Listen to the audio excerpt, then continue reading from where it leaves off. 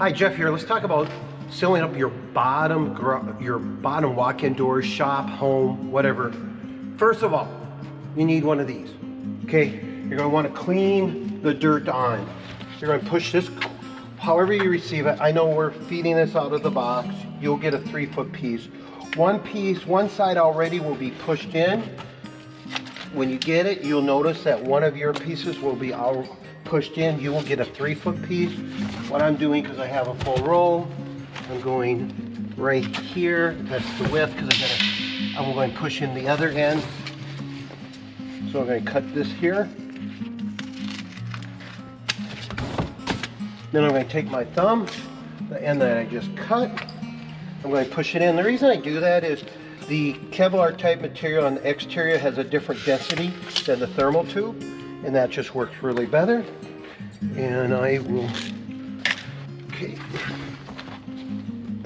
okay, that's a little too far for this over here. Here I want to run where the door opens.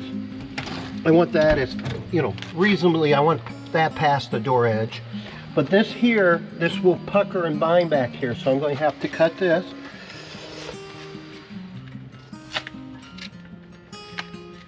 And because I've already pushed that in pretty good, I want to run that about 1/4 of an inch on the other side. So I'm going to do a little pushing here.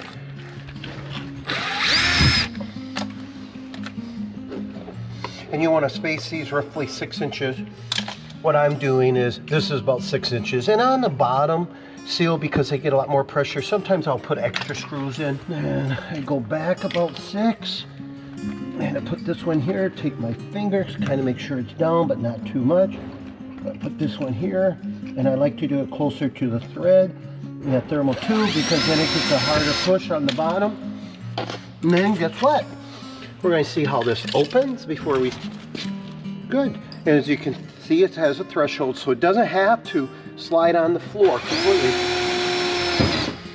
Now this is one of their main shop doors.